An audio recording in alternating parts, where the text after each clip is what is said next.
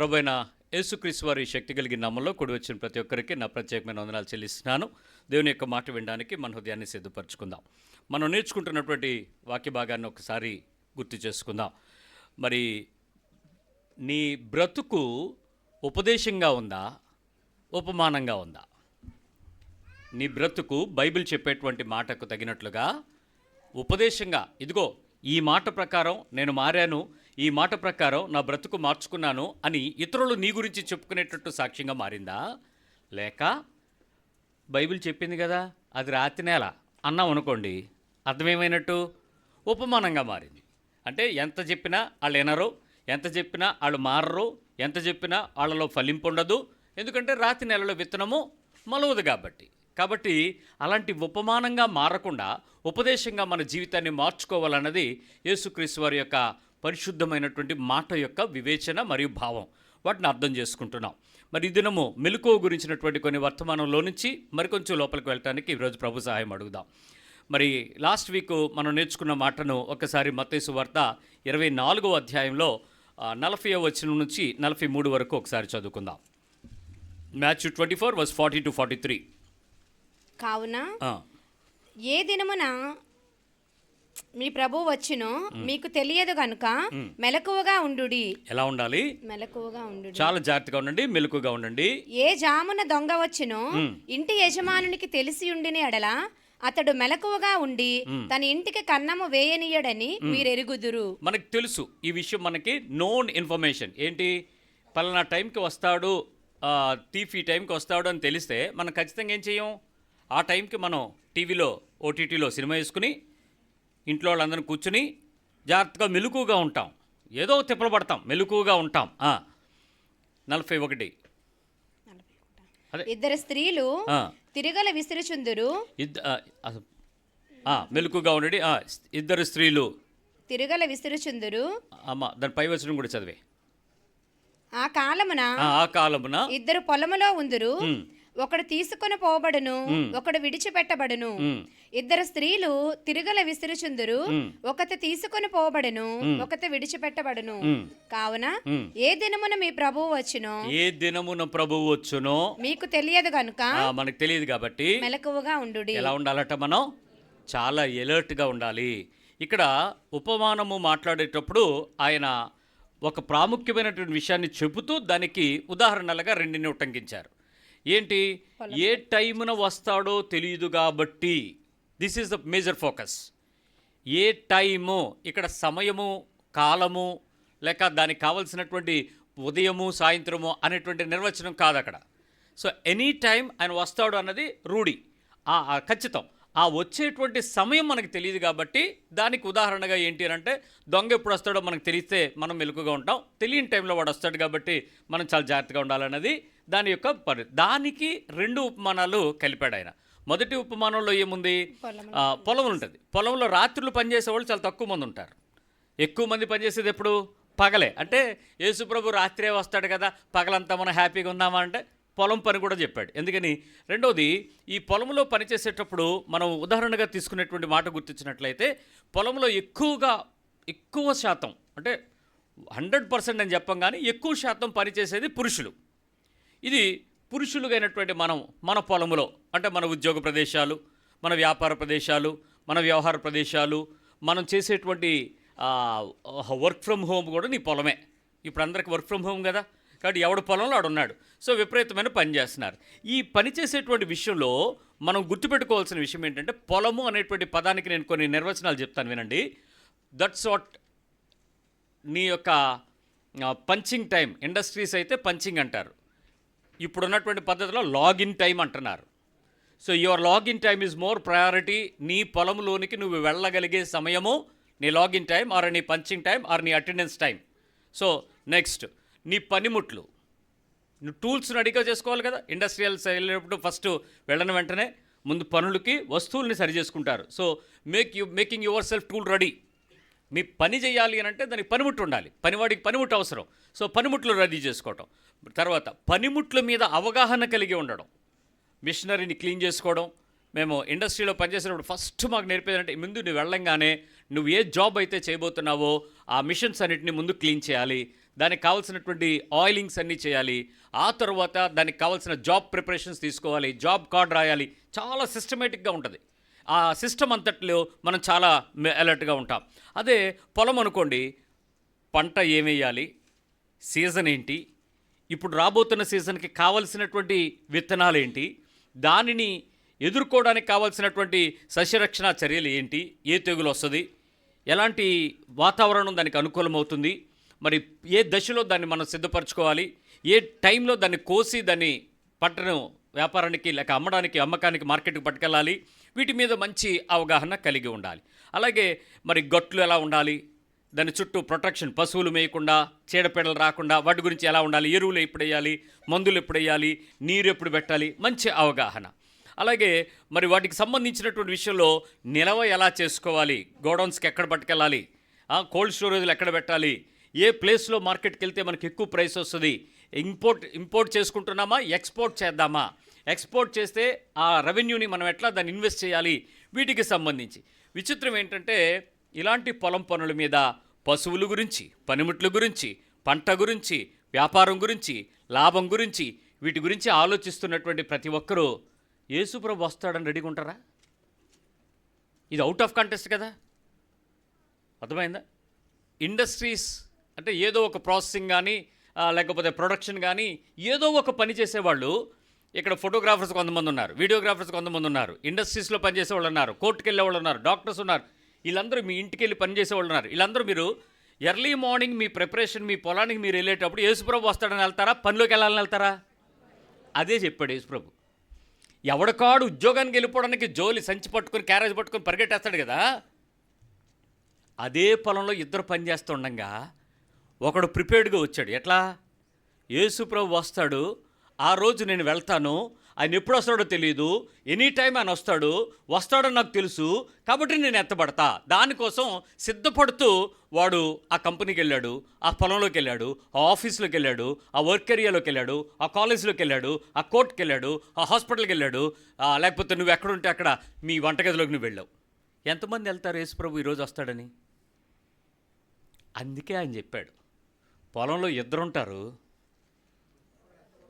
ఒకడు బెండకాయలు కోసుకుంటూ ఉంటుంది, ఆ పక్కన ఉన్నవాడు పని చేయడానికి వచ్చి అంట్లు తోముకుంటూ ప్రభువా నీ రాకడ కొరకు ఎదురు చూస్తున్నాను అనుకుంటుంది, టప్పని వెళ్ళిపోద్ది. నువ్వు చూస్తూ ఉంటావు ఏది పని అమ్మాయి అని. అలాగే జరుగుద్ది. ఇది ఇద్దరూ కలిసి పనిచేస్తారు, టప్పన ఒకడు వెళ్ళిపోతాడు, ఒకడు వెళ్ళిపోతాడు, నువ్వు కంప్యూటర్ దగ్గర నొక్కుంటూ ఉంటావు, ఏం చేయాలి ఇప్పుడు, నెక్స్ట్ ప్రాజెక్ట్ ఏంటని, ఎక్కడేమైపోద్దో తెలియదు. దాన్ని నెక్స్ట్ ఎవరు కొనుపోబడతారో ఎవరు విడిచిపెడతారో అనేది మనం స్పెసిఫిక్గా పలానా పర్సన్ డూ నాట్ డూ చెప్పలేం. కానీ ఖచ్చితంగా ఒకడు ప్రిపేర్డ్గా ఉంటాడు, ఒకడైతే ఉండిపోడు.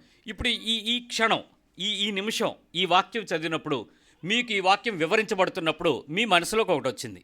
ఏంటి? ఈ రోజు నుంచి మనం ఏం చేస్తున్నా ఆయన వస్తాడు, వచ్చేస్తాడు, ఎప్పుడైనా వెళ్ళిపోవాలని రెడీగా ఉండాలి. మరి ఇప్పుడు వరకు నువ్వు రాలేదు, ఆయన వచ్చేస్తే ఏమై ఉండేది? మనకు అది లేదు కదా. ఆ ఎలర్ట్ మైండ్ ఇప్పటి వరకు మనకు రాలేదు. మరి బైబిల్ చదవలేదా? చదివాం. చిన్నప్పటి నుంచి మనకు భయపెట్టారు యేసుప్రభు వచ్చేస్తాడని. చిన్నప్పుడు సండే స్కూల్ నుంచి భయపెట్టారు. కానీ ఇంతవరకు రాలేదన్న ఉద్యమా, వస్తాడన్న భయం, ఆసక్తి కూడా మనకు లేవు. సో ఇదే విషయాన్ని పురుషులు ఎంతసేపు వర్క్ మైండెడ్గా, ఇన్కమ్ మైండెడ్గా, సేవింగ్ మైండెడ్గా పనిచేస్తారు. 2 నెలల నుంచి ఉద్యోగం వెళ్తావు, ఈ నెల మానే అనండి.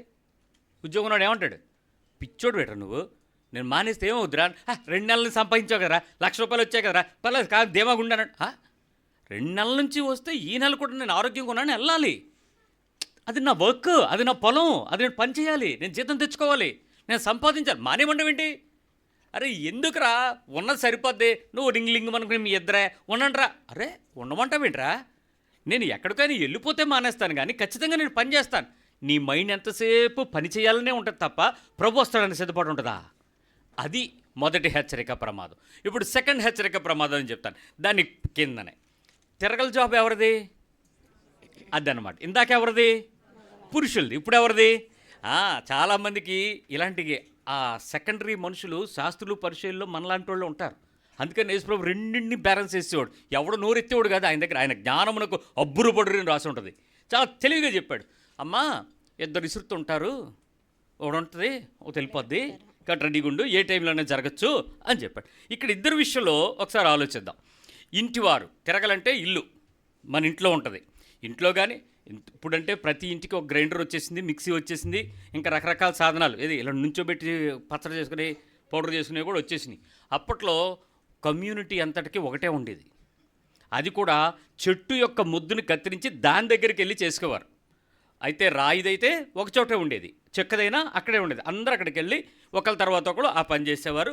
వాళ్ళందరికీ తెలిసేది ఒకళ్ళు ఇసురుతున్నారు అని అంటే అది ఇసురుకుంటుందిలే అనేవారు కాదు. పక్కన వెళ్ళి వాళ్ళకి సాయం చేసేవారు. వాళ్ళు చెరగడం, జల్లించడం, దాన్ని ఎత్తి పెట్టడం, సర్ది పెట్టడం, దాన్ని తిప్పడం, అందరూ కలిసి పనిచేస్తూ ఉండేటువంటి పద్ధతి ఇది.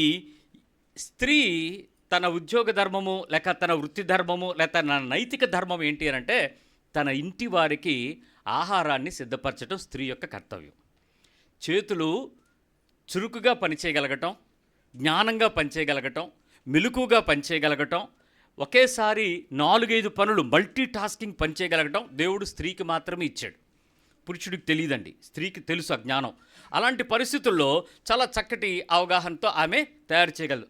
డోంట్ మైండ్, మీరేం ఫీల్ అవ్వకండి. అసలు వంట అంటే పురుషుడే, స్త్రీ కాదు.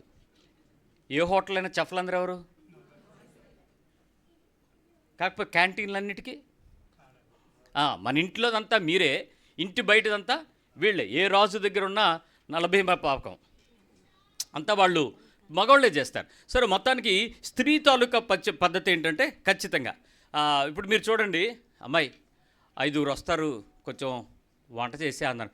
నాకేం తెలియదు, నువ్వు వండి అంటే నాకేంటి తెలుసా బాబు, సడన్గా 5 నాకు 5 వస్తారని చెప్పగలను కానీ 5కి ఎంత ఉండాలో ఎవరికి తెలుసుద్ది? జ్ఞానమును తాళపు చెవి మీ దగ్గరే ఉంది, స్త్రీకి తెలుసుద్ది. సో డెఫినెట్గా స్త్రీ ఏం చేస్తుంది? 5 వస్తారా, సరే రాని, గుడ్లు ఉన్నాయి, బంగాళదుంపలు ఉన్నాయి, ఏదో చేసేస్తాను. తిరగలు బాగా వేసడం వచ్చు, చాలా జాగ్రత్తగా ఎంత పిండి, ఎన్ని రొట్టెలు, ఎంత ఆహారం, రైస్ ఎంత, బిర్యానీ ఎంత, పులిహోర ఎంత, పచ్చడి ఎంత, చారు ఎంత, పప్పు ఎంత, కొలతంత ఎవరిది? స్త్రీ. ప్రతి పరిస్థితులు, ఏ కాలానికి ఎంతమందికి ఏమేమి ఎలా వండుద్దో పూర్తి అవగాహన ఎవరిది? స్త్రీది. రేపటి కొరకు పరిస్థితి ఏంటి? పిల్లలు రేపు స్కూల్కి వెళ్ళాలి, ఈ రాత్రే ములక్కాళ్ళు కోసి పెట్టుకుంటుంది. ఎందుకు? క్యాబేజ్ రాత్రే కోసేస్తుంది. కారణం ఏంటి? రేపు వంటకి కావాల్సిన సిద్ధపాటు అంతా ఎవరిది?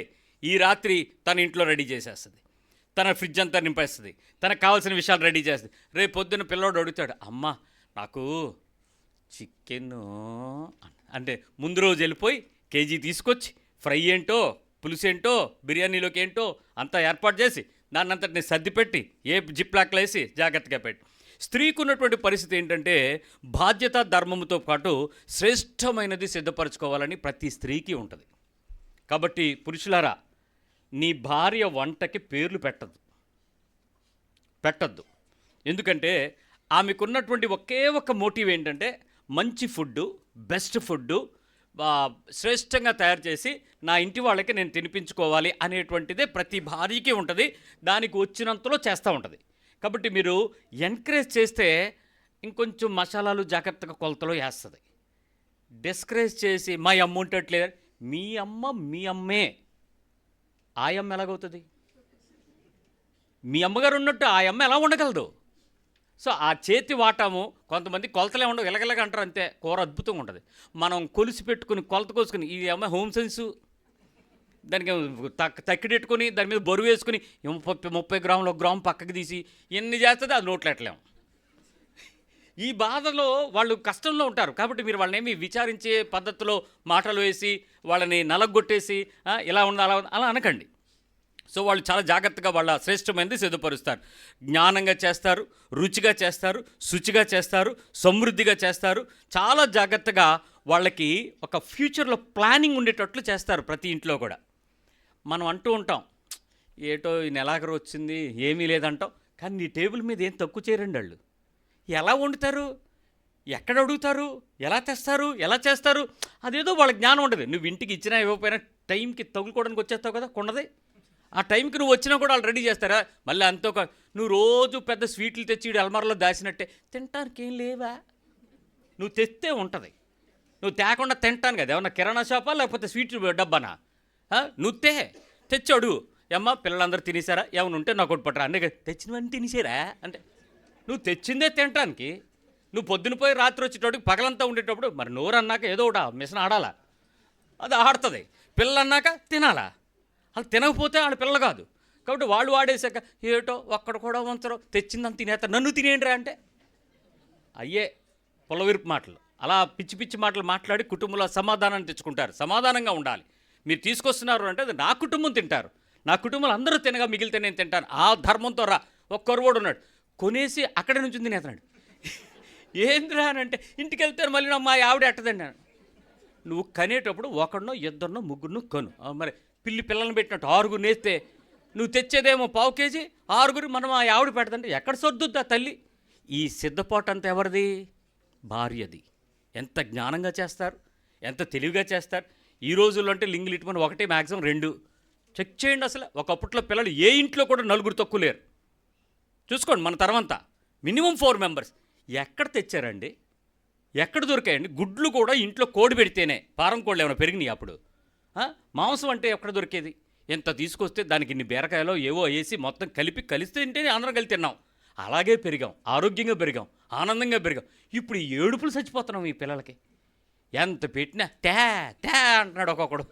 కండ పెరగదో బరువు రాడు. ఎంత తింటున్నారు, చికెని చచ్చిపోతున్నారు అంతే. తెల్లవారు లెగిస్తే ఇది ఒక మాయాలోకం. సరే, మొత్తానికి ఇంత జ్ఞానంగా పెంచిన ఆ రోజు నుంచి ఈ రోజు వరకు అదే తల్లి, అదే స్త్రీ తెరగల విసరటంలో వెనుతిరిగిపోకుండా ప్రయాసతో, శ్రమతో, ఆశతో, ఆనందంగా, ఆసక్తిగా చెమటాడ్చి ఏ రోజు నేను ఎందుకు చేయాలి అనుకోకుండా అదే నీతిగా చేసుకుంటూ వచ్చారర్రా. కానీ ఏ స్త్రీ అయినా ఇదే నా ఆఖరు తెరగలే, ఈ రాత్రి వెళ్ళిపోతానని రెడీ అయిందా? పైగా రేపేట వండాలన్న ఆలోచనతోనే ఉంది. ప్రభు వస్తాడన్న ఆలోచన ఉందా? ఇటు ఉద్యోగంలోకి వెళ్ళు, వ్యవహారంలోకి వెళ్ళు, ఆహారం వండు, సిద్ధపరచు. ఎంతసేపు నీ యాతనంతా ఏంటంటే కొంచెం మిగిలిస్తే రాత్రికి సరిపోద్ది, ఇది తీసుకెళ్ళి దానికి కలిపి ఆ కలుపు కూర పెట్టి ఇది వండి చేద్దాం. ఈ తిరగల గోలే కానీ ప్రభువు రాకడ గోల. ఎంతమంది స్త్రీలకు ఈరోజే ప్రభు వస్తాడు అనే ఆసక్తిగా వంటగదిలోకి వెళ్ళారో లేచినోడు చెప్పండి నాకు. ఏ రోజైనా వెళ్ళావా? పైగా మనం ప్రార్థన ఒకటి పొద్దున్న, ప్రభువా ఈ సంసారాన్ని ఏగలాగా చచ్చిపోతున్నాను, నువ్వెప్పుడు వస్తావో కానీ అంటే వస్తాడని లేదు, ఎప్పుడు వస్తావో కానీ, నువ్వెప్పుడు తీసుకెళ్తావో కానీ, ఎప్పుడు మాకు ఈ బాధ వద్దు. మీకు చెప్పనా, మీ ఏడుపు కేసు ప్రభు రాడు. మీ విశ్వాస నిరీక్షణకు ఎదురు చూస్తే ప్రభు వస్తాడు. కష్టపడిపోతున్నాను, ఒక పిల్లడు ప్రార్థన చేస్తాడు, ప్రభువా ఈ పరీక్షలు నాకు వద్దు, నువ్వు వచ్చే. వీడి పరీక్షలు రాయడానికి నొప్పి వచ్చి ప్రభు వచ్చాయంటే పరీక్షలకి ప్రభుకి సంబంధం ఏంటి? ప్రభా ఈ పరీక్షల్లో నేను గెలిచి ఉద్యోగం చేయటం కంటే, ఈ గెలిచి సంపాదించడం కంటే నీ రాకడలో నేను ఎత్తబడి నీ దగ్గర ఉండటం మేలు. ఇది ఆసక్తి. ప్రభు రాకడకు నువ్వు చేసే ప్రార్థన యథార్థత. అంటే నాకు దేవుని రాజ్యము విలువైనదా, లోకపు సంపాదన, లోకపు ఆసక్తి, లోకపు సిద్ధపాటులో తృప్తి పొందుకొని సంపాదించుకోవడం విలువైనదా అన్నది, ఆ రెండింటి మధ్యలో ప్రభు రాకడకు నువ్వు ఎలా ఉన్నావు అనేది ఈ హెచ్చరిక యొక్క ఉపదేశం. ఇప్పుడు గుర్తుపెట్టుకోండి, ఆహారం గురించి, ఆరోగ్యం గురించి, రక్షణ గురించి, సంతోషం గురించి ఆలోచించే స్త్రీ సమాజం ఈరోజు ప్రభు రాకడ కొరకు కావాల్సిన మెలకువతో ఉందా? ఆలోచన కలిగి ఉందా? నీ మనస్సు ఎలాంటి ఆత్మీయతతో, ఎలాంటి అవగాహనతో ప్రభు కొరకు ఖచ్చితంగా వస్తాడు అనేటువంటి ఆసక్తికి మన మనసులో ఉన్నాయో లేదో ఒక్కసారి ఆలోచించుకోండి. ఇక్కడ మరి 3వ విషయాన్ని గురించి మనం కొంచెం ప్రస్తావన చేయాల్సిన విషయం ఉంది. ఇక్కడ ఒక మాట చెప్తాను మీకు, రండి. ఇక్కడ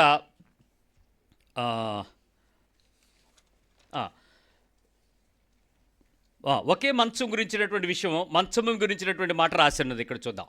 ఇది లూకాసు వార్త 17వ అధ్యాయము 33వ వచనం నుంచి. Luke 17.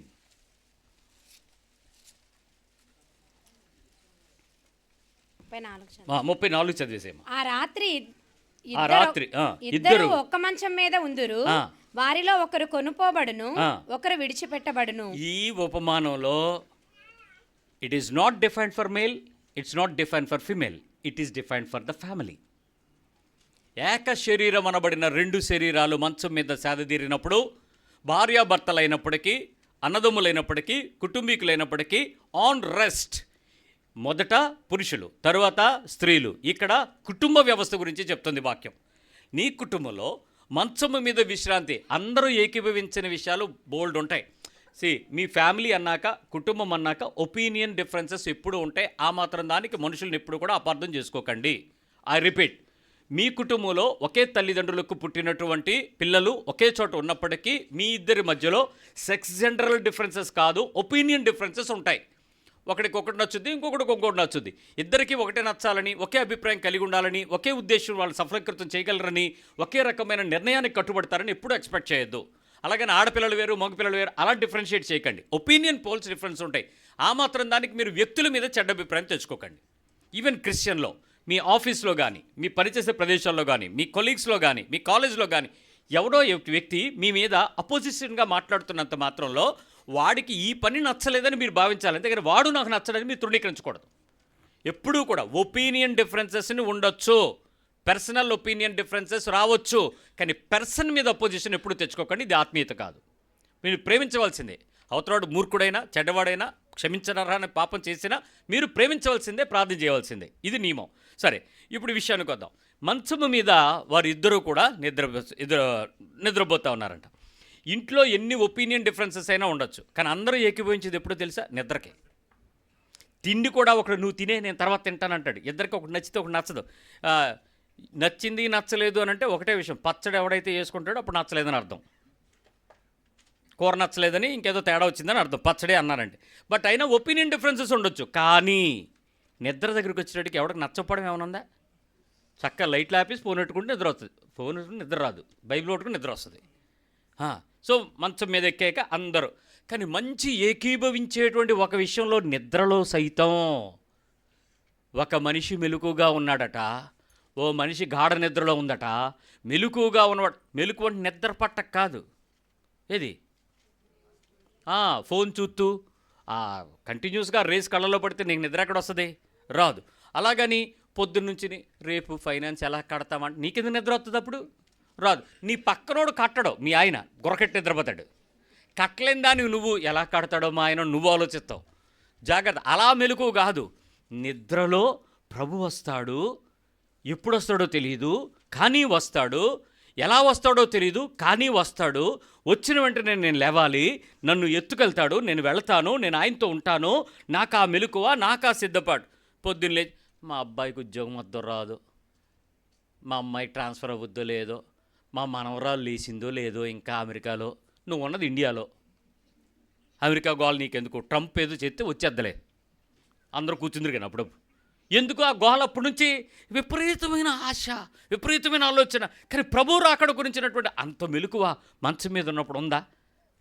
కానీ ఓ ప్రార్థన చేస్తామర్రా, మాకు కూడా నేర్పించారు చిన్నప్పుడు. ఏమంటే, ప్రభువా నిద్రపోతున్నాను, నీ రాకడ ఆలస్యం అయితే నాకు సుఖమైన నిద్రకి తెల్లారు లేపు. ఒకవేళ నీ రాకడైతే నన్ను మర్చిపోకు, నువ్వు నన్ను జ్ఞాపకం చేసుకో. అంటే ఏంటి అర్థం? మరి నువ్వు మాత్రం ఏం చేస్తావు? నిద్రపోతావు. ఏమంటే నేను ప్రార్థన చేశాను కదా, ప్రభు వచ్చాడట్రా, నీ పక్కన ఆవిడ వెళ్ళిపోయిందనంటే అదేంటి నేను చెప్పాను ప్రభు మర్చిపోయాడా? ఆయనకి అన్నీ గుర్తుంటాయి, కానీ నువ్వు చేసిన ప్రార్థనలోనే జెన్యూనిటీ లేదు. ఏంటది? నువ్వు చెప్పావు, నువ్వు జ్ఞాపకం చేసుకో, నువ్వు వచ్చేస్తే నన్ను తీసుకెళ్ళాను, కానీ నువ్వు మెలకుగలేవే. నిద్ర కూడా ఒక రకమైన మెలకుతో కూడినటువంటి అంతరంగములో సిద్ధపాటు. ఇలాంటి సిద్ధపాటులో ఒకడు ఉంటాడు, మరొకడు వెళ్ళిపోతాడు. అలాంటి పరిస్థితుల్లో ఈ 3 సంఘటనలు ఒకదాని పక్కన ఒకటి పెట్టి చూద్దాం. పురుషులు, స్త్రీలు, కుటుంబం, ఓల్గా ఫ్యామిలీ. ఎంతమంది కుటుంబాలుగా నేనును నా ఇంటి వారము దేవుడైన యెహోవాను సేవిస్తాము అని యెహోషువ చెప్పినట్లు ప్రార్థనకు వస్తూ, ఎంతమంది నేనును నా ఇంటి వారము ప్రభువు రాకడకు ఎత్తబడతాము అనే సిద్ధపాటు కలిగి ఉన్నారు? అది ప్రశ్న. ఆల్ ద ఫ్యామిలీ మెంబర్స్ ఎంతమంది సిద్ధపడుతూ ఉన్నారు? మొన్న పాస్టర్ గారు నాతో మాట్లాడుతూ అంటున్నారు, అయ్యగారు ఏ రోజో మనం వాక్యం చెప్తూ ఉండంగా ప్రభు వచ్చేస్తే మా ఇంట్లో వాళ్ళు వెళ్ళిపోతారేమో డౌట్ వచ్చిందండి అన్నాడు. న్యాయమే. ఇప్పుడు మా బాధ అంతా ఏంటి? మంచి ప్రసంగం చేయాలా, సప్పట్లు కొట్టాలా, మంచి కానుక రావాలా, మంచి సుఖము, మంచి సంతోషం. ఈ ఎర్రలో ఈడుండిపోతే ఆవిడ మా అయ్యగారు ఏదో బోధిస్తారు కానీ ప్రభు నువ్వు వస్తావని నేను ఎదురు చూస్తున్నాను అందనుకో, ఏమవుద్ది? మేము ఉండిపోతాం, వాడు వెళ్ళిపోద్ది. ఆయన భయపడుతూ చెప్పాడు ఆ విషయం. వాస్తవమే. ఈరోజు మన ఇంటిలో ఎంతమంది మీ ఇక్కడ తల్లిదండ్రులు ఎవరైతే ఉన్నారో మీరు ఒక్కసారి గుండె మీద చేసుకుని నేను నా భార్య, ఫస్ట్ చెప్పండి ఒకసారి అనండి నోటితో మాట. Very good. నెక్స్ట్, నేను నా భార్య నా పిల్లలు వెళ్ళిపోతాం అనండి. వెళ్ళిపోతారా? మా పెద్దోడు వెళ్తాడేమో కానీ చిన్నోడు డౌటే బ్రదరా. మా చిన్నది మాత్రం చాలా భయపడతా ఉంటుందండి. మా పెద్దోడు డౌటేనండి. ఏంటిది? What is your preparation? అటేమో వీసా ఉంది, ఇటేమో ఇంటర్వ్యూ ఉంది, అటేమో ప్రమోషన్ రాలేదు, ఇటేమో పిల్లలు పుట్టలేదు, ఇంకోటేమో ఇల్లు కట్టలేదు, ఓ పక్కేమో కారు మారుద్దాం అనుకుంటాం, మోడల్ మారిపోతుంది. ఎన్ని తిప్పలరా దేవుడా! యేసుప్రభు రాకడ గురించి తిప్పలు మాత్రం మనకి లేవు, మన మనసులో లేదు. ఇలాంటి పరిస్థితులను బైబిల్ ఖచ్చితంగా చెప్తుంది. ఎలాంటి పరిస్థితుల్లో మీరు ఉంటున్నారో ఒక్కసారి చూసుకోండి అన్నాడు. ఇప్పుడు నేను మీకు అసలైన విషయంకి వస్తాను చూడండి. ఇప్పుడు మీ జీవితంలో దేవుని పక్షమైనటువంటి ఆశీర్వాదాలు లేక ఆర్థికమైన విడుదల కావాలా, శరీర కార్యాలపై జయం కావాలా? ఆర్థికమైన విడుదల కావాలా, శరీర కార్యాలపై విజయం కావాలా? ఏదని చెప్పండి. ఫైనాన్షియల్ డెలివరెన్స్, ఫైనాన్షియల్ బ్లెస్సింగ్స్ ఇవి కావాలా? నీ ఫ్లెష్ మీద విక్టోరియస్ లైఫ్ కావాలా? నా శరీర కార్యాలు నన్ను లోబరుస్తున్నాయి, నన్ను పాపిగా చిత్రీకరిస్తున్నాయి, నన్ను లోబరిచి లోకానుసారం నడిపిస్తున్నాయి, నా హృదయ వాంఛలకు నేను బానిసనవుతున్నాను, నా శరీర కార్యాలు నన్ను స్పష్టంగా చెప్తున్నాయి, వాటిలో నుంచి నేను గెలవాలని ఎంత తిప్పలబడుతున్నా నా బాడీ కోఆపరేట్ చేయట్లేదు, నన్ను గెలవనివ్వట్లేదు. కాబట్టి ఎలాగైనా ప్రభువా నా శరీర కార్యాలపై నాకు జయమివ్వు అని అడిగితే, నీ ఆర్థికమైన కార్యాలకు సంబంధించినటువంటి పరిస్థితి ఏమో లోకానుసారమైనవి, మెలకువేమో నీ శరీర కార్యాలపై జయము. ఏంటి ఆ పరిస్థితులు ఎలా ఉంటాయి ఒకసారి ఆలోచించండి. ఒక సహోదరు వచ్చి మాట్లాడుతూ చెప్పింది, అన్నయ్య ఎక్కడదక్కడ మర్చిపోవడానికి నా కోసం ప్రార్థన చేయండి. భలే ఉంది ప్రార్థన రిక్వెస్ట్. ఇప్పుడు ఇలాంటివి రావు. మన ఇద్దరం ప్రార్థన చేద్దాం. కొన్ని లక్షణాలు నాకు కూడా ఉన్నాయి, నాకు కూడా ప్రాబ్లమే. మన ఇద్దరం ఏకీభవిస్తే దేవుడు పరలోకం తెరుస్తాడు. ఇద్దరం ప్రార్థన చేద్దాం. ఇద్దరం ప్రార్థన చేస్తున్నాం. ప్రభువా నేను నీ కోసం చేస్తానమ్మా, నువ్వు నా కోసం చేయి తల్లి అన్నాను.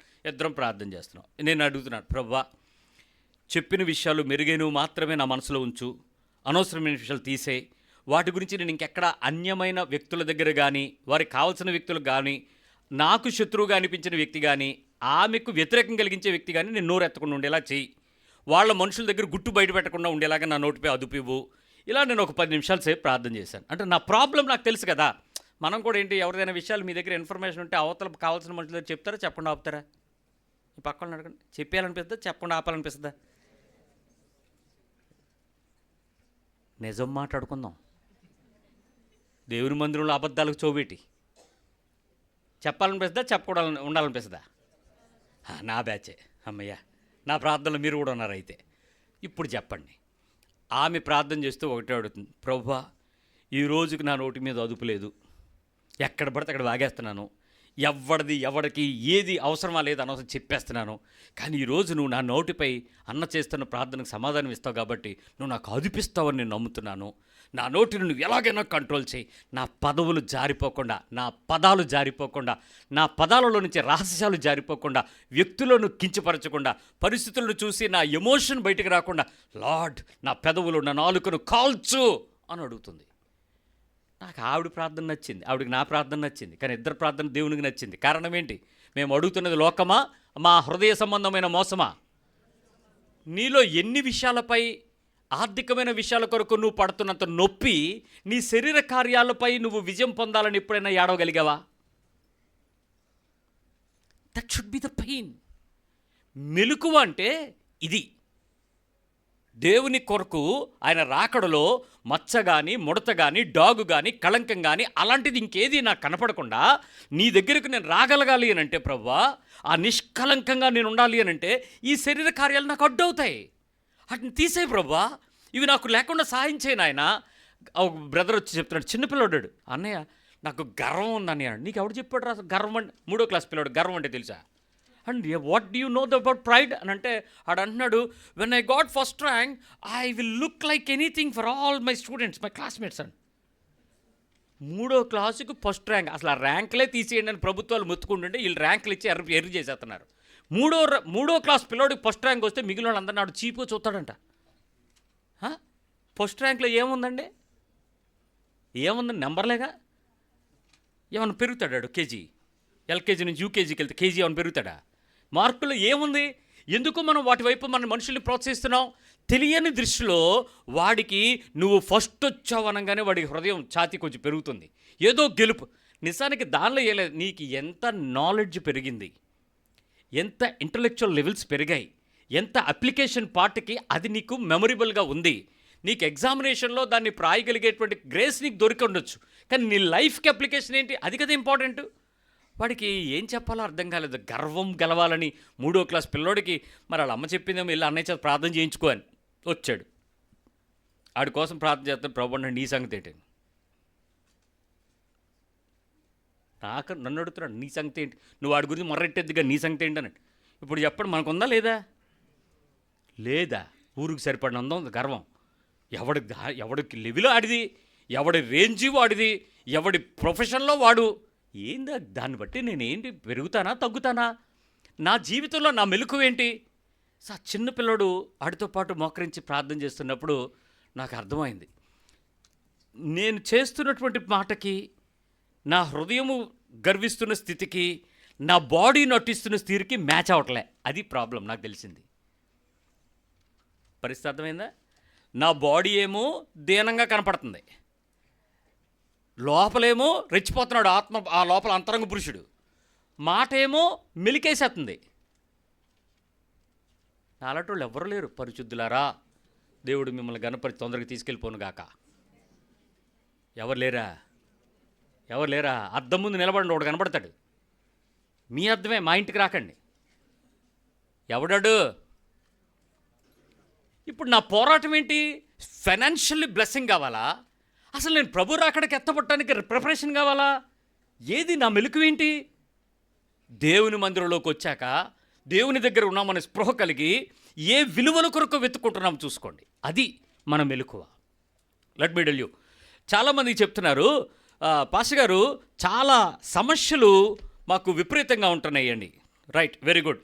సమస్యలు నీకు పోవు కాబట్టి మనం దేవుని దగ్గర దీనుడిగా ఉండాలి అని అంటే ఏముండాలి మనకి? ఆ బుట్ట నిండిపోయి ఉండాలి. ఏ బుట్ట? దీవెనలుగా సమస్యల బుట్ట. అది కొంచెం అటు ఇటుగా నడుస్తూ ఉంటాయి. విచిత్రం ఏంటంటే సమస్యల కన్నా నీ భావోద్వేగాలపై విజయం కావాలి. నీ ఎమోషన్స్ అన్నిటినీ నువ్వు కంట్రోల్లో ఉంచుకోవడం నేర్చుకోగలగాలి. ఎనీ ఇష్యూ, చిన్నదైనా పెద్దదైనా, పరిస్థితులు ఎలాంటివైనా, మన అంతరంగంలో నుంచి వచ్చే భావోద్వేగాలపై విజయం పొందకపోతే నీలో మెలకువ అనే స్పృహ లేనట్టే. ఏ పరిస్థితి అయినా, ఏమండి, ప్రభువుకి తెలియనిది ఏదైనా ఈ ప్రపంచంలో ఉందా? నీ జీవితం గురించి ఆయన పూర్తిగా తేటతెల్లం కలిగిన వాడా కాదా? పూర్తి ప్లాన్ అవగాహన కలిగి ఉన్నాడా లేదా? తల్లి గర్భంలో రూపంగా ఏర్పడక మునుపు నేను నిన్ను ఎరిగిన అంటే నువ్వేమవ్వాలో, ఎలా అవ్వాలో, ఏం చేయాలో అన్నీ కూడా ఆయనకి స్పష్టతయే. అయితే విచిత్రం ఏంటో తెలుసా? ఆయన ఎలాంటి ప్లాన్ అయితే వేసాడో అది తెలుసుకోవడం మాని మనం మన పిల్లల పట్ల పెద్ద ప్లాన్ ఆఫ్ యాక్షన్ గీసేస్తాం.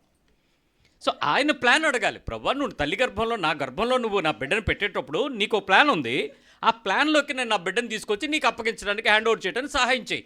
అది పిల్లల తల్లిదండ్రులు పిల్లల పెంపకం కొరకు ప్రార్థన చేయాలి. అంతేగా నువ్వు ఐఏఎస్ అవరా, నువ్వు కలెక్టర్ అయితే అప్పుడు నేను కుర్చీలో కూర్చుంటాను. కూర్చుంది కానీ కుర్చీలో. నీ ప్లాన్ ఎందుకు సక్సెస్ చేస్తాడు దేవుడు? దేవుడి ప్లాన్ సక్సెస్ చేయడానికి కదా నిన్ను ఏర్పాటు చేసుకుని నీ కొడుకుని నీ కూతుర్ని పెట్టాడు. సో నువ్వు అడగాల్సిందని లేదు.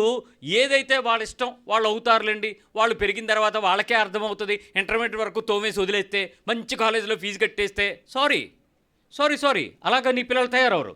తల్లి గర్భంలో ఉండేటప్పుడే నీకు పెట్టి నీ కళ్ళ ముందు నీ దగ్గరికి తీసుకొచ్చి నీ చేత పేరు పెట్టించుకుని నువ్వు ముద్దులాడుతున్నప్పుడు దేవుడు చూస్తూ ఊరుకుంటాడా? ఏం చేయాలో అడగాలి. దాని కొరకు కనిపెట్టాలి, దాని కొరకు మర్ర పెట్టాలి, దాని కొరకు అంగలార్చాలి, దాని కొరకు ప్రార్థించాలి, దాని కొరకు దేవుని సహాయం అడగాలి. ప్రభువా, నువ్వు ఆ విషయాన్ని రివీల్ చేయి. నేను ఎక్కడైనా నా పిల్లల్ని నా ఓన్ డిజైన్తో తయారు చేసేది అనుకున్నా. I'm not the Potter. నేను కుండని తయారు చేసే కుమ్మరిని కాదు. నువ్వు జగత్ కుమ్మరివి. నువ్వు దాన్ని తయారు చేస్తావు. నా బిడ్డను తయారు చేయడానికి నన్ను నువ్వు వాడుకున్నావు. నా శరీరాన్ని, నా కణాలను, నా రక్తాన్ని, నా జీన్స్ని, నా బలాన్ని, నాకు ఒక ఆయుష్కాల ప్రమాణాన్ని ఇచ్చావు. కానీ ఆ బిడ్డ నీకు చెందినవాడు, నీకు చెందినది. సో వాళ్ళని ఎక్కడ తయారు చేయాలో మీరు సహాయం చేయండి ప్రభు అని మీరు కనిపెట్టాలి. అలాగే యవ్వన పిల్లలు, మీకు రక్షణ భాగ్యము ఒకవేళ మీ చిన్నప్పుడు మీకు తెలియకుండా మధ్యలో మీకు తెలిసిందనుకోండి, డెఫినెట్గా నువ్వు అడగాలి దేవుణ్ణి. ఏమని? Lord, what ever your plan, నీ చిత్తము జరుగునుగాక నా జీవితంలో. నాకు నువ్వు ఈ రకంగా నడిపిస్తున్నావు అని అంటే నేను నీ చిత్తమని వెళ్తున్నాను. ఒకవేళ కాకపోతే నన్ను రీడైరెక్ట్ చేయి, రీషేప్ చేయి, రీఎస్టాబ్లిష్ చేయి, రీఫబ్రిష్ చేయి అవసరమైతే. అంతేగాని నేను నా సొంత దానిలోకి వెళ్ళి నేనేదో గెలుస్తానని నేను అనుకోను ప్రభువా, నువ్వు నన్ను నడిపించి స్థిరపరచు అని దేవుని సన్నిధిలో సహాయంకి ఎప్పుడు కూడా అడగాలి. ఇది తీసుకోవాలి. చాలామంది విపరీతంగా డిగ్రీ కాలేజ్ అనగానే, ఇంజనీరింగ్ కాలేజ్ అనగానే కుప్పలు తెప్పలు కాలేజీల నుంచి బయటకు వస్తారు. క్యాంపస్లోకి వెళ్ళగలరా? అందరికీ ఫస్ట్ క్లాస్ సర్టిఫికేటే, అందరికీ 75%. మరి ఏమి లేదు? వొకాబులరీ లేదు, సబ్జెక్ట్ లేదు, నాలెడ్జ్ లేదు. కొన్ని ప్రదేశాలకు వెళ్ళేటప్పుడు మనం ఆ పబ్లిక్ డిబేట్లో నిలబడి మాట్లాడమంటే అమ్మే ఏమీ లేదు, అందరికీ ఫస్ట్ క్లాసే. ఏంటి? దేవుని యొక్క ఆలోచన ప్రణాళికలను పక్కకు పెట్టి అందరితో పాటు మా ఫ్రెండ్ ఎంపీసీ జాయిన్ అవుతుంది, నేను ఎంపీసీ. మీ ఫ్రెండా నేను డైరెక్ట్ చేసేది, డిజైన్ చేసేది దేవుడా? మా అమ్మాయి అందరూ అక్కడికి వెళ్ళి ఇంజనీరింగ్ ఎలక్ట్రికల్ అండ్ ఎలక్ట్రానిక్స్ అంట, అందరూ ఎలక్ట్రికల్ అండ్ ఎలక్ట్రానిక్సే వెళ్ళిపోయి జాయిన్ అయిపోవటం.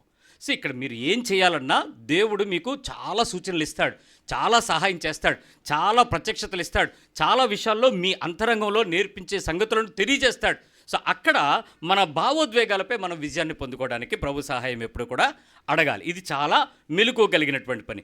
ఇప్పుడు let me tell you one word. లూకాసు వార్త 12వ అధ్యాయంకి రండి. ఈ అధ్యాయాన్ని గట్టిగా పట్టుకొని మీరు ఇంటికి వెళ్ళిన తర్వాత కూడా నేను చెప్పిన తర్వాత బాగా చదవండి. 1కి 10 సార్లు ఈ అధ్యాయాన్ని చదివేటప్పుడు మీకు చాలా ఆత్మలో ఒక రకమైనటువంటి ప్రశ్నలను దేవుడు వరవడిగా మీకు తీసుకుని వస్తాడు. ఈ ప్రదేశంలో ఇక్కడ చూసినప్పుడు మొదటి వచనం ఒకసారి చూడండి. 12:1. అంతలో ఒకరినొకడు తొక్కుకొనినట్లు వేల కొలది జనులు కూడినప్పుడు. ఒక్క నిమిషం ఒకసారి ఊహించండి, కాంగ్రిగేషన్ ఏమవుతుంది ఆ టైంలో? ఆ వచనాన్ని మీరు అనలైజ్ చేయండి. ఒకరినొకడు తొక్కుకొనినట్లు స్టాంప్ ప్యాడ్ అవుతుంది, తొక్కేసుకుంటున్నారు. వేల కొలది జనులు కూడినప్పుడు. ఒకలా ఇద్దరా?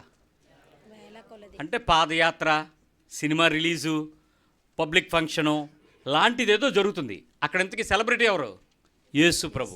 యేసు అక్కడ నిలబడి ఉండేటప్పుడు ఏమవుతుంది? వేల కొలది ఒకడినొకడు తొక్కుకునేటట్లు తొక్కిసలాడు జరుగుతుంది. ఆ పదం రాసేటంటే అక్కడ ఎంత జరిగి ఉండదు? బైబిల్ వివరము అంత దూరం వెళ్ళాలి. అయ్యో బాబోయ్, ఆ రోజుల్లోనే సెక్యూరిటీ లేకుండా యేసుప్రభు శిష్యులు 12 మంది వాళ్ళని ఆపగలరా? వేల కొలది అన్నట్లు సంఖ్య రాయలేదు. అప్పట్లో లక్షల కొలది అనేటువంటి పదం లేదు, వేలే. సో అన్ని వేల కొలది జనము వచ్చేసి తొక్కిసలాడుతుంటే యేసు ప్రభు వాళ్ళతో కొన్ని విషయాలు చెప్పుకుంటూ ఇప్పుడు మిమ్మల్ని కిందకి తీసుకొస్తాను. 35వ వచనంకి రండి. మీ నడుములు కట్టుకొని ఉండుడి. ఏం చేయాలి? మీ నడుములు కట్టుకొని ఉండుడి. మీ దీపములు వెలుగుచుండనీయుడి. మీ దీపములు వెలుగుచుండనీయుడి. ఇక్కడ ఒక పదం చదివి మళ్ళీ కిందకి వెళ్దాం. ఇప్పుడు ఈ వచనం మళ్ళీ ఒకసారి ఆలోచిద్దాం. ఏం చేయాలి? ఇక్కడ విచిత్రం ఏంటంటే 34 వరకు కూడా డబ్బులు, భాగములు, చింతన వాటి గురించినటువంటి వివరం చెప్పుకుంటూ వచ్చాడు. సడన్గా 35వ వచనం దగ్గరికి వచ్చేటప్పటికి టాపిక్ మారిపోయింది. మీ నడుములు కట్టుకుని రెడీగా ఉండండి, మీ దీపాలు వెలుగుతూ ఉండండి. లాస్ట్ వీక్ నేర్చుకున్నాం, బుద్ధి కలిగిన కన్యకలు ఇద్దరూ కలిసి ఎవరి కోసం వెయిట్ చేస్తున్నారు? అదే ఫన్నీ థింగ్, ఇద్దరు కలిసి ఒకే చర్చిలో యేసుప్రభు వచ్చేస్తారని చూస్తున్నారట. తెర వచ్చాడు, ఆయన వచ్చాడు, లేచి రెడీ అయ్యేటోడికి దీపాలు వెలిగినాయి, వెలగలేదా? 5 వెలిగినాయి. అది అంటే 50-50 అనుకోవచ్చు. కొంతమంది సగం మంది రెడీ అవుతారంటే, సగం మంది రెడీ అవ్వరంట. ఇప్పుడు ఈ విషయానికి వద్దాం. నడుములు కట్టుకొని. ఎందుకు నడుము కట్టుకుంటారు? ఎప్పుడు నడుము కట్టుకుంటారు? నెంబర్ 1, ఎప్పుడు పని చేసేటప్పుడు నడుము ఎందుకు కట్టుకోవాలి? సపోర్ట్ లేక స్ట్రెంగ్త్, బలము.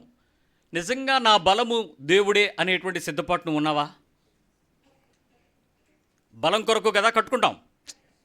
గట్టిగా బిగించి కట్టాడంటే ఇంకా ఎంత బరువైనా ఎత్తేస్తాడు. బికాజ్ వాడికి ఏమొచ్చింది? నడుంకి బలం దొరికింది. నడికట్టు అనమాట. గట్టిగా టైట్గా బిగించి, ఇప్పుడు బాక్స్ ఎవరో వెయిట్ లిఫ్టర్స్ దగ్గర ఇంత పెద్ద పట్టి ఉంటుంది, పెద్ద బెల్ట్, దాన్ని గట్టిగా ఊపిరి లోపలికి తీసి, ఏది ఫోటోలకి ఆడవాళ్ళ ముందు ఫోటోలు ఫోజులు ఇచ్చినట్టు పొట్ట లోపల లాగుతాం కదా, లాగి ఆ బెల్ట్ పెట్టి అప్పుడు పట్టుకుంటాడండి. వాడి బరువుకి 10 రెట్లు 15 రెట్లు లేపుతారు. ఏంటి ఆ 250 కేజీలు 300 కేజీలు లేపేస్తున్నారంటే ఆడు ఎంత నడుముకి బలం ఉంటే లేపుతాడు. ఒకవేళ లేకపోతే ఏమో తెలుసా? పట్టణ సౌండ్ వస్తుంది. ఆర్థోపెడిక్ సర్జన్ ఎత్తకాల, ఏ సౌండ్ రాదు, చిన్న సౌండ్ టక్మని. ఇక తర్వాత ఏముండదు, ఉదయాన్నే మా పాల్బాబు చెప్తున్నాడు, అనయ్య నడువు నొప్పి ఏమైందిరా అని పిలిచి అడిగాను. నడువు నొప్పి రావడానికి ఆడికి నడుము ఉండదు. పిల్లడు ఎలాగుంటాడు, నీకు నడుము లేదు నువ్వేంటే గడ్డి మోపు లేపాడు. నీ నడుమే అంతా, నువ్వు గడ్డి మోపు లేపడం ఏంటి, ఎందుకురా ఆ పని చేసావు అని అంటే, అది ఊరినే లేచిపోద్ది అనుకున్నానన్నా. అప్పుడు కొంచెం పట్టినట్టుంది, ఆ తర్వాత గట్టిగా పట్టేసింది. నడుము గట్టిగా కట్టుకుంటే ఏమై ఉండేది, బలము దొరికేది. నెంబర్ 1 బలము. రెండోది ఒత్తప్పుడు కట్టుకుంటామా, బరువు ఎత్తేటప్పుడు కట్టుకుంటామా? Very good. రెండోది బరువు కొరకు. నీ తల మీద ఒకదాని మీద ఒకటి మేపు భుజాల మీద వెత్తుకునేటప్పుడు నీ నడుముని గట్టిగా కట్టుకుని రా ఏరా అన్నాం అనుకోండి, ఏమవుద్ది అప్పుడు? ఇటుకలు మోపు ఒక్కొక్కరు పట్టుకుని వెళ్తుంటే, పెద్దది సిమెంట్ బస్తా పట్టుకుని వెళ్తుంటే, ఒకసారి వెళ్తుంటే నేను కూడా పక్కన వెళ్ళి నాకు కూడా ఎత్తానన్న అన్నాడు. సార్ సిమెంట్ బస్తా 50 కేజీలు మీరు ఎత్తలేరండి. సొమ్ముగొడ్డు చుట్టి తల మీద పెట్టాను. మీరు చెప్తే నమ్మరండి, మెడకాయ ఎలాగెలాగో ఊపింది. 50 కేజీలు అలవాటు లేనోడు పెట్టుకుంటే ఏమైపోతాను, సరిగదా? లేగంటే ఎత్తి అంటే ఆడు పక్కోడు అంటే ఆడు ఎటకారానికి మేస్త్రులు కదా, ఉన్నాయి లే లేకండి అయ్యారు, లేకండి అయ్యారు. మెడకాయ ఊగిపోయింది, ఇలాగ అయిపోతుంది. ఆ మామూలు బరువు కాదు. కానీ నిజానికి సరి అయినటువంటి బరువు కట్టుకోవాలి అని అంటే దానికి తగ్గినట్టు మెంటల్గా ఫిజికల్గా కూడా ఏమై ఉండాలి, నడుము గట్టిగా పట్టుకొని ఇప్పుడే. స్త్రీలండి బరువు మొయ్యాలంటే పురుషుడు దేనికి పనికిరాడు, స్త్రీ మోస్తుంది. అందుకే బరువైనటువంటి బరువైనటువంటి పనులు చేసేటప్పుడు స్త్రీలను ముందు పెట్టుకుంటారు. ప్రతి మేస్త్రి కింద బరువైనటువంటి పనులు సామాన్లు ఎత్తగలిగే స్త్రీలను పెట్టుకుంటేనే పని సాగుద్ది. మొత్తానికి బరువు. మూడవది, ఆ నడుం కట్టుకోకపోతే మనిషి స్టేబుల్గా నిలబడగలడా? స్టెబిలిటీ కోసం, స్థిరత్వం కోసం నడుము గట్టిగా కట్టుకుంటే స్థిరత్వం, ఫిజికల్గా ఫిట్గా ఉంటాడు. రైట్, రెడీ చెయ్యి, ఎస్ ఎయ్ పర్లేదు ఎయ్ అంటాడు. ఎందుకు? వాడు స్థిరమైపోయాడు. ఆ నడుము గట్టిగా నిలబెట్టేసింది. హిప్కి పైన ఉన్నటువంటి అప్పర్ బాడీకి కావాల్సిన స్ట్రెంగ్త్ వచ్చేసింది. ఆ ప్యాక్ ఏర్పడిపోయింది కాబట్టి గట్టిగా నిలబడి ధైర్యంగా తీసుకుంటాడు. నెంబర్ 4 హెల్ప్ కోసం. అతని శరీరం సహకరించదు, కానీ నడుము కట్టుకుంటే తనకు ఒక హెల్ప్ దొరికింది, ఓ మంచి సహాయం దొరికింది. నెంబర్ 5 అతడు నడుము కట్టుకున్నాడు అని అంటే నెక్స్ట్ బరువు ఎత్తుకుని అక్కడ ఉండిపోతాడా, ప్రయాణం మొదలెడతాడా? వర్క్, పని కొరకు ప్రయాణం కొరకు మొదలుకెళ్తాడు. నెంబర్ 6 ఆ బరువు ఎత్తుకుని వాడు ఏదో పని చేయడానికి రెడీ అవుతున్నాడు, పని కొరకు.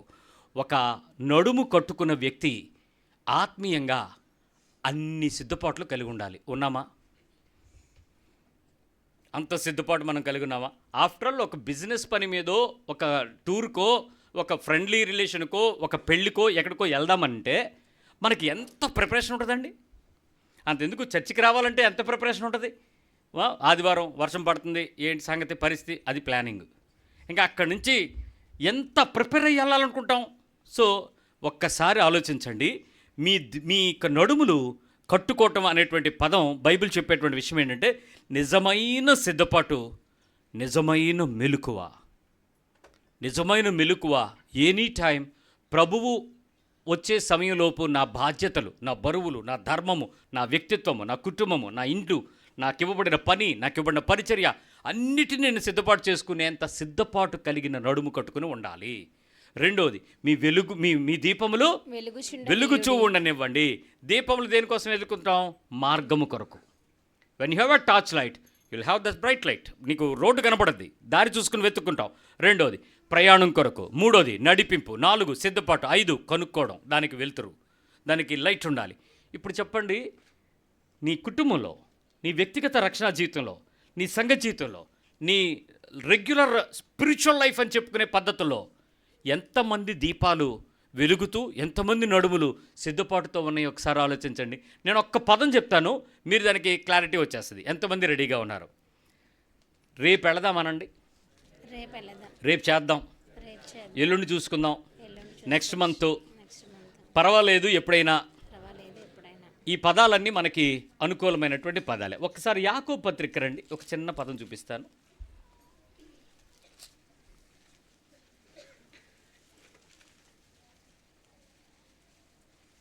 15వ వచనం చదవండి. 14, 15 కలిపి ఉంటాయి. 14 నుంచి కలిపి చదువుదాం. యాకోబు పత్రిక 4వ అధ్యాయము 14, 15 వచనాలు. James chapter 4, 14 and 15. రేపు ఏమి సంభవించినో మీకు తెలియదు. ఇందాకేమన్నారు? రేపు చేద్దామన్నారు. ఇప్పుడు బైబిల్ ఏమంటుంది? రేపేమి సంభవించదు. ఇందాకేమన్నారు? రేపు చూద్దామన్నారు. బైబిల్ ఏం చెప్తుంది? అసలు నువ్వు ఉంటే చూద్దు అని చెప్పు. నువ్వు ఉంటావో లేదో తెలియదు. కానీ రిజర్వేషన్ ఎప్పుడు చేయించేస్తాం? ముందే చేస్తాం. నువ్వు ఉంటావనా ఉండవనా? మనం చెక్ ఇన్ ఎప్పుడు చేస్తాం? రేపు వెళ్తామనా వెళ్ళమనా? ఏదో 24 అవర్స్ ముందు ఎప్పుడు ఉంటుంది కదా, 48 అవర్స్ ముందు. నీకు ఈ కాన్సెప్ట్ అంతా నీకు ముందే ఎవడు చెప్పాడు? అది సిద్ధపాటు నీకు. దేనికి? విమానానికి, ట్రైన్కి, బస్సుకి, ప్రయాణానికి. కానీ దేవుని రాకడకు నా ప్రిపరేషను ఎంతవరకు ఉంది ఇప్పుడు ఆలోచిద్దాం. ఇప్పుడు ఏం చేయాలి? రేపు మీ జీవమే పాటిది.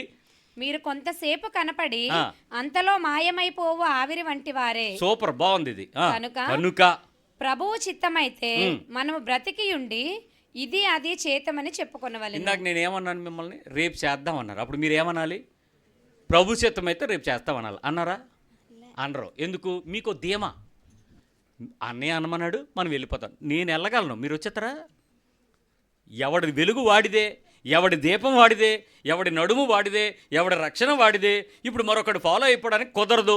నువ్వు చర్చి బ్యానర్ పెట్టుకుని పరలోకపు గవి నేను బోర్డు పెట్టుకుని దూరిపోతావా? నువ్వేమన్నా నిన్నేమన్నా ముందు పిలుస్తారా? పరలోకపు చర్చి వాళ్ళందరూ ముందుకు రండి అనుకుని. అలా ఏం ఉండదు కదా. సో ప్రభు పక్షపాతం లేదు.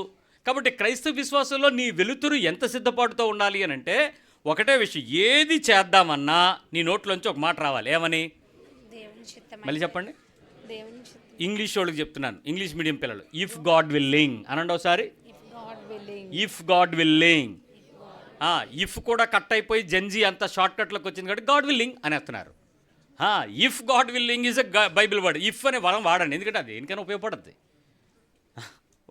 కాబట్టి వాడుకోండి. సో ఎప్పుడైనా రేపు వస్తావా చెప్పండి. వస్తాను కాదు, వెళ్దామా, తెద్దామా, కొందామా, దాద్దామా. ఏం సౌండ్ తగ్గిపోతుంది? మరి మీ చిత్తం చచ్చిపోతుంది, 7-10. అందుకే ఆ దేవుని చిత్తం అయితే ఇది నీ మోరల్గా ఉండాల్సిన సిద్ధపాటు. వాట్ ఎవర్ యూ సే, నేను ముందు నోట్లోంచి ఏం రావాలి?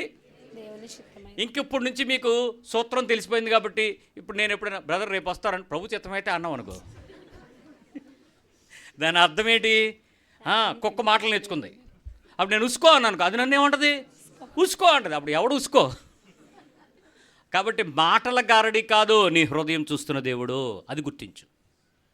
వెన్ యూ స్పీక్ సంథింగ్, నీ మోటివ్ ఏంటి, నీ ఇంటెన్షన్ ఏంటి, దాని వెనక నీ అంతరంగంలో దేవునితో ఉండేటువంటి సంబంధం ఏంటి, నీ భావోద్వేగపు నీతి నియమం ఏంటి, దేవుని కొరకు నీ అంతరంగంలో ఉండేటువంటి ఆ పరిశుద్ధత వెలుగు ఏంటి, అది నీ వెలుగు ప్రకాశించాలి.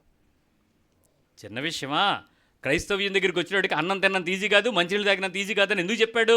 ఏదో చర్చికి వెళ్ళి 4 పాటలు పెట్టేసి ఎవరిని అడిగిన పెళ్ళికి పాట పాడంటారు, పరిశోద్ధ. ఇంకేం పాటలు లేవా? మీరు రాయరు, ఇంకోటి పాడడం, ఎంతసేపు ఒకటే. అంటే ఒక బాణీకి అలవాటు పడడం బైబిల్ పద్ధతి కాదు. నీతో నడిపించే దేవుడు, నీ కొరకు ఆలోచన చేసే దేవుడు, నీ కొరకు ఉద్దేశం కలిగిన దేవుడు, నీ కొరకు ప్రణాళిక కలిగిన దేవుడు నిన్ను ప్రత్యేకంగా తయారు చేశాడు.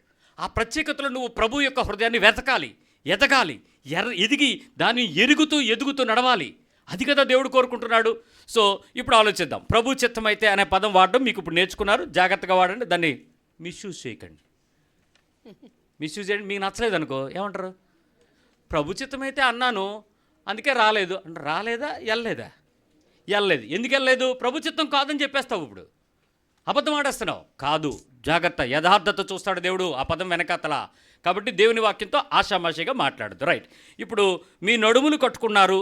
నెక్స్ట్ దీపం వెలుగు. అమ్మయ్యా, రెండిటికి సిద్ధపడిపోయారు. నేను మళ్ళీ చెప్తున్నాను, పొలంలో 2 ఉంటారు, తిరగలు 2 ఇసురుతారు, మంచం మీద 2 ఉంటారు, ఇంట్లో నడుములు కట్టుకున్నోళ్ళు కొంతమంది ఉంటారు, నడుములు కట్టుకున్నోళ్ళు కొంతమంది ఉంటారు, దీపాలు వెలిగించుకున్నోడు రెడీగా ఉండేవాళ్ళు, ఎదురు చూసేవాళ్ళు ఉంటారు, అవసరం లేదా తర్వాత వచ్చినప్పుడు స్టవ్ వెలిగిద్దాం అన్నట్టు ఉంటారు. తేడా ఉంది. తర్వాత వచనం 12వ అధ్యాయం లోకాసు వార్త 36వ వచనం.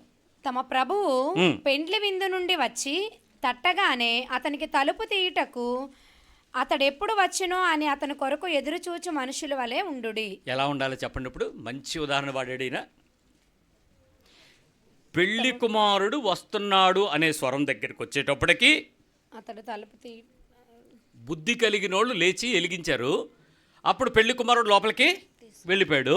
తలుపు ముయ్యబడింది. భోజనాలు అయిపోయాయి, లోపల విందు చిందు అయిపోయింది, చాలా చక్కటి పాట అంతా అయిపోయింది. ఇప్పుడు వెనక్కి వస్తున్నాడు. బుద్ధి లేనోళ్ళు బయట మార్కెట్లో తిరుగుతున్నారు, నూనె ఎక్కడ దొరుకుద్దా అని. ఏదో ఉన్నారు. మొత్తానికి వీళ్ళకే అర్థమైంది, నడుము కట్టుకోండి, వెలుగులు వేసుకోండి అంటే రెడీగా ఉన్నారేమో. ఇప్పుడు నెక్స్ట్ పని గురించి చెప్తున్నాడు. ఇప్పుడు విందు చేసుకుని ఆయన మళ్ళీ తిరిగి వస్తున్నాడు. ఈ వచనాన్ని గురించి చాలా రకాలైనటువంటి భాష్యాలు ఉన్నాయి. ఒకటి ప్రభువు రాకడ, మొదటిది రహస్య రాకడ, రెండవది బహిరంగ రాకడ అని 2 విషయాలు ఉన్నాయి. There is 2 Cummins. సో రహస్య రాకడకు సంబంధించిన విషయాలేమో మొదట చెప్పబడ్డాయి, బహిరంగ రాకడకేమో ఈ వచనం ఆధారం తీసుకుని తర్వాత ఉపమానాలు కలుపుతారు. కాబట్టి మనకి మొదటిసారి వస్తాడు, రెండోసారి వస్తాడు, వస్తాం గ్యారంటీ కదా. మనం దాని గురించి ఆలోచిద్దాం. మనం ఇప్పుడే డిబేట్లు పెట్టుకుని నా సిద్ధాంతాన్ని ఫాలో అవ్వమని నేనేం బైబిల్ చెప్పలా. కాబట్టి ప్రభు వస్తాడు, ఇంతవరకు మనకు గ్యారంటీ. ప్రభు వచ్చే పద్ధతిలో ఆ విందు ముగించుకుని 7 ఏండ్లు పరలోకంలో విందు జరుగుద్ది, ఆ తర్వాత తీర్పు, ఈ విషయాలు అనమాట. దాని గురించినటువంటి దీన్ని కలుపుతూ ఉంటారు. కానీ ప్రభు ఏ ఉద్దేశంతో చెప్పినా ముందు మనం సిద్ధపడుకు వాడుకుందాం దాన్ని. ఇప్పుడు విందు అయిపోయింది, బయట నుంచి వస్తున్నాడు. లోపల చాలామంది వెయిట్ చేస్తున్నారు, లేకపోతే బయట వెయిట్ చేస్తున్నారు. తలుపు బయట నుంచి వచ్చి కొట్టాడు.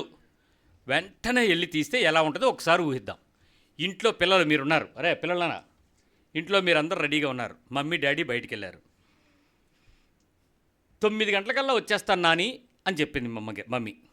డాడీ కూడా చెప్పారు, నాన్న మేమిద్దరు మమ్మీ డాడీ బయటికి వెళ్తాం, వచ్చేస్తాం 9 అని. 8 నుంచి లెక్కెడతారు వీళ్ళు. ఎందుకు? నెంబర్ 1 వాళ్ళు ఎప్పుడెప్పుడు వస్తారు, నెంబర్ 2 వచ్చినప్పుడు ఏదేం తెస్తారు, మన ఆసక్తి మనది. నెంబర్ 3 వచ్చేస్తారు అని అంటే ఒక కాన్ఫిడెన్స్. ఏమిటి? అంతవరకు ఏడిసిన వాళ్ళు అమ్మని చూడంగానే ఏడవదు ఎందుకు? అది ఏంటో భరోసా, మా అమ్మ వచ్చేసింది అంతే. ఏం చేస్తుంది? ఏడిసినందుకు 2 వేస్తుంది.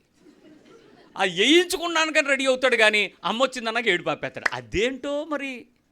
ఇప్పుడు తల్లిదండ్రులు పలానా టైంకి వస్తాము అని చెప్తే, మీ ఇంట్లో 3 పిల్లలు ఉంటే, ఒక టీవీ దగ్గర, ఒకడు మంచం మీద, ఒకడు తలుపు దగ్గర ఉంటే, వచ్చిన వెంటనే తలుపు తీసేది ఎవరో? టీవీయా? కదలదు. ఎందుకు? దాని బుర్ర, దాని కనెక్షన్ అని దానిలో దూరిపోయి ఉంటాయి. పిల్లలు అసలు ఇంటికి ఎవడొస్తున్నాడు, ఎవడెళ్తున్నాడు, ఎందుకు వస్తున్నాడు, ఫోన్ పక్కన మోగుతుంటే ఆడికి అనవసరం అండి. ఆ టీవీలోనే నిలబడిపోయి అలా లీనమైపోతుంది. రే పక్కన ఫోన్ మోగుతుంది కదరంట. డైలాగులు వేస్ట్ చేయరు. జన్ ఆల్ఫా. పైగా మనం ఏమన్నంటే ఫ్రస్ట్రేషను, ఎర్రెక్కిపోతారు మళ్ళీ. వాళ్ళని మనం సముదాయించుకోలేక మనమే మూసుకుని బాబా పుత్తిని కూర్చో, నీ పనిలో నువ్వు టీవీ దగ్గర ఉంటేనే బెటర్రా అన్నట్టు ఉంది మనకి. ఆ ఫోను టీవీలు మొత్తానికి పక్కకు తిరిగిపోయి, ఇప్పుడు ఆ మంచం మీద ఉన్నోడు లేకమన్నాం అనుకో, వచ్చిందే, వచ్చాడా, ఆడి బాధ ఆడిది. తలుపు దగ్గర ఉన్నోడు ఎలా ఉంటాడు చెప్పండి? పక్కింట్లోంచి ఎవడని వెళ్తాడు, ఇటు తలుపేసి ఇంకా రాలే తలిపేస్తుంటాడు. ఏంటి ఆ ఆసక్తి? ఇంటికి వస్తారు, యజమాని వస్తాడు, నా తండ్రి వస్తాడు, నా తల్లి వస్తాడు. ఏంటి ఆ ఎలా? మన జనరేషన్లో మనం ఎదురు చూసాం. Yes or no? ఈ జనరేషన్కి అలాంటి అభిమానము, ప్రేమ, ఏం జనరేషన్ అండి బాబు ఇది కదా. వీళ్ళకి ఎంతసేపు వాళ్ళకి ఆ చిప్స్ ప్యాకెట్ ఇచ్చామా లేదా, ఆడికి కావాల్సింది ఆ ట్యాబ్లో ఆ వీడియో పెట్టామా లేదా, అంతే. ఏం అక్కర్లే వీళ్ళకి. సో ఓకే, మొత్తానికి వచ్చిన వెంటనే యజమాని వస్తున్నాడు, ప్రభు వస్తున్నాడని చూసి దాసుడైన శిష్యుడైనటువంటి ఒక వ్యక్తి రెడీగా ఉండి తలుపు ఇలా మొదటిసారి ఇలా చెయ్యి వేయగానే ఇది నా ప్రభు స్వరమే అని టప్పని తలుపు తీసాడు అనుకోండి. అప్పుడు లోపలికి వచ్చి ఎలా ఫీల్ అవుతాడు ఆయన? అలాగ మెలకుగా ఉండే శిష్యుడు ఎవడైనా ఉంటే ఆడిలాగా ఉండండి. ఆయన వస్తాడు, శబ్దం అవుతుంది, వినపడిన వెంటనే తలుపు తీస్తే ఎంత ఆనందిస్తాడు. అక్కడ అందరిని చూస్తున్నాడు, ఎవడు పనిలో ఆడున్నాడు, ఎవడో అడుగుతున్నాడు ఎవర్రా అని వెనకాతల నుంచి. ఆడికి అసలు మెలుగు లేదు. ఆడే మార్కెట్లో ఉన్నాడో, షేర్ మార్కెట్ ఫోను, ఏ లాభమో, ఏది గోపమో, ఏది దిగిపోయింది, ఏది ఎక్కువైంది, ఎప్పుడు కొనేద్దాం, ఎప్పుడు అమ్మేద్దాం, ఈడి బాధ ఈడిది. ఎవర్రా అంటే అప్పుడు ఆ పక్కన ఉన్న వ్యక్తి చెప్తున్నాడు, ప్రభు వచ్చాడు రా అని. అంటే లోపల రమ్మను. ఆడు బిజీ, ఆడు రాడు. ఎందుకు? మరి ఆ కంప్యూటర్ ఆగిపోద్ది, దాన్ని నొక్కుతా ఉండాలి అప్పుడప్పుడు. ఆన్లైన్ కదా మరి జాబు, అందుకని ఆడు రాడు. ఏ తిప్పలు. కానీ ప్రభు ఒకటి అంటున్నాడు, ఆ పదం చదువునా 36వ వచనం, 12:36. తమ ప్రభువు పెండ్లి విందు నుండి వచ్చి తట్టగానే అతనికి తలుపు తీయుటకు అతడెప్పుడు వచ్చునో అని అతని కొరకు ఎదురు చూచు మనుషుల వలె ఉండుడి. అబ్బా, ఎంతమంది ప్రతిరోజు ఈ రాత్రి తలుపు తడతాడు, లేకపోతే స్వరం వినపడద్ది, మధ్యాకాశంలో బోర్ వినపడద్ది, ఈ రాత్రి నేను లేచిపోతాను, ఈ రాత్రి నేను వెళ్ళిపోతాను, ప్రభు వచ్చిన వెంటనే ఫస్ట్ నేను అటెండ్ అవుతాను, నన్ను నేను చూస్తాను, నేను లెగుస్తాను, నేను ఎంతమందికి ఉందండి?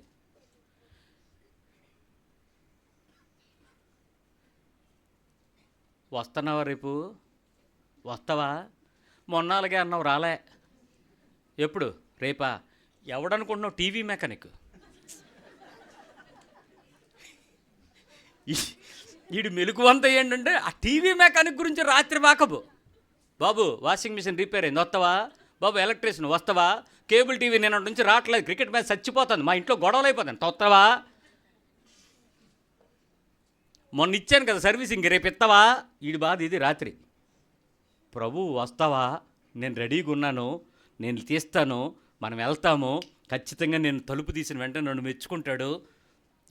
ఆ తల్లి తలుపు తీసి తలుపు కొట్టగానే ఆ గమ్మును తలుపు తీసి అమ్మా అన్నాడు అనుకో, ఓ నా కొడక, నా కోసం అరగంట నుంచి లేట్ అయిందిరా. ఆడు వంటగదిలో తడుముతున్నాడు, ఈడేడి ఆడు నిద్రలో కొట్టుకుంటున్నాడు. నువ్వే మంచోడురా, నా కోసం ఎదురు చూస్తున్నావు. ఏ తల్లి తండ్రి హృదయమైనా అదే కదా ఎత్తుకుంటుంది. ప్రభు అది అడుగుతున్నాడు. నేను వచ్చేటప్పటికి మెలకుగా ఉండి సిద్ధపాటుతో ఉండి, ఏ దాసుడైతే తలుపు తీస్తాడో, ఏ శిష్యుడైతే తలుపు తీస్తాడో, ఏ మనుషుడైతే ఎదురు చూస్తాడో, తన ఇంటి వారిని చేర్చుకోవటానికి తలుపు దగ్గర కనిపెట్టగలిగే ఒక వ్యక్తిత్వం గనక క్రైస్తవ్యంలో ఉంటే ప్రభువు రాకడ ఆలస్యం జరగకుండా వచ్చును. కానీ ఈ రోజుకి యేసుప్రభు ఎందుకురా అంటే అప్పులు తెచ్చడానికి, పిల్లల్ని కనిపించడానికి, పిల్లల్ని పెద్ద చేయడానికి, ఉద్యోగాలకి, వ్యాపారాలకి, వ్యవహారాలకి, డబ్బుకి, భూమికి, లోకానుసారమైన ఐక విచారాలకే ఏడుస్తున్నారు తప్ప, ప్రభువా నువ్వు వస్తానని చెప్పిన మాటకు నేను రెడీగా ఉన్నానని చెప్పే ఎన్ని హృదయాలు సిద్ధపడుతూ ఉన్నాయి, ఎంతమంది నడుములు కట్టుకుని ఉన్నారు, ఎంతమంది దీపాలు వెలుగుతూ ఉన్నాయి. ఈరోజు సంఘము విచారించాల్సిన విషయం ఇది. ఏది నీ మెలకువ? ఏది నీ స్పృహ? ఏది నీ సిద్ధపాటు? ఎంత రకాలుగా దేవుని వాక్యం నిన్ను హెచ్చరిస్తూ, ఒక ఉపమానం కాదు, మీకు 12 ఉపమానాలు చూపిస్తాను నీకు యేసుప్రభువు చెప్పిన విషయాలు. ఏ ఉపమానం గురించి ఇన్ని విషయాలు చెప్పలేదు. నా రాకడ గురించి సిద్ధంగా ఉండని చెప్పాడు. ఎంతమందికి ఉందా మెలకువ? ఒకవేళ నేను డబ్బే లెక్కేసుకుంటూ ఉంటే, ఒకవేళ నువ్వు బిజినెస్లో బిజీగా ఉంటే, జాబ్లో బిజీగా ఉంటే, ప్రొఫెషన్లో బిజీగా ఉంటే, వ్యవసాయంలో బిజీగా ఉంటే, లేకపోతే మరేదో పద్ధతి అనుకుంటే, what is your preparation for his coming? ఎంత సిద్ధపాటు, ఎంత మెలకువ? ఈరోజు నీ ఆత్మీయ జీవితం నిజమైన మెలకువకు స్పృహ లేకపోతే ఎనీ టైం మనం ఏమవుతామో తెలుసా? మరి విడవబడతాం. నీ పరిస్థితులకు ప్రభు అవసరమే, కానీ ప్రభువు రాకడకు సిద్ధపాటు లేని నీ పరిస్థితులు వ్యర్థమైన బతుకుతున్నావు. యేసు ప్రభు దగ్గరికి వచ్చి బుద్ధి లేని, నూనె లేని ఆ 5గురితో పాటు కూర్చుని సంఘంలో ఏడిచేస్తే వెళ్ళిపోతాను అనుకుంటావేమో.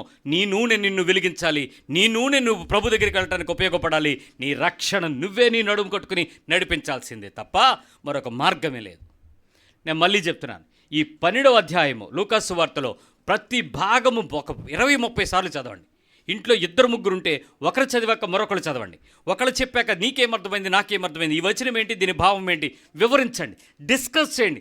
కనీసం ఒక మెలకువైన మీ మనసులోకి వస్తే తర్వాత మనం ఉపదేశం వినేటప్పుడు నీకు కాస్త భయమైన ఏర్పడి, నీ మనస్సు దేవుని దగ్గరకు ఉండేటప్పుడు ఏ గోలతో ఉన్నా దేవుని స్వరం వినడానికి నీ మనసు ఒకవైపు సిద్ధంగా ఉంటుంది. అదే ఆ తల్లిదండ్రులు వస్తారు అనేటప్పుడు పిల్లల మైండ్ అంతా ఎంత ప్రిపేర్డ్గా ఉంటుందో, ఖచ్చితంగా చెప్పిన టైంకి వస్తారు అని ఆశ. కొంచెం లేట్ అయ్యే కొద్దీ నిరీక్షణ వస్తుందా రాదా? రారు. ఇంక మీ అమ్మ రావద్దని ఎవడైనా నాలంటూ ఏడిపించాడు అనుకో, వాళ్ళు ఏమంటారు? వస్తుంది, మా అమ్మ ఖచ్చితంగా వచ్చేస్తారు, మా నాన్న వచ్చేస్తారు, ఉండరు వచ్చేస్తారు, మా డాడీ వచ్చేస్తారు. ఏంటి ఆ నిరీక్షణ? ఈరోజు నీ ప్రభు గురించి నీకేదా నిరీక్షణ? హృదయాలు సరిచేసుకుని ప్రభు వైపు తిప్పుదాం. ఆయన బలలో చేపెట్టేటప్పుడు ఆయన నీతిని గుర్తిస్తూ, ఇదిగో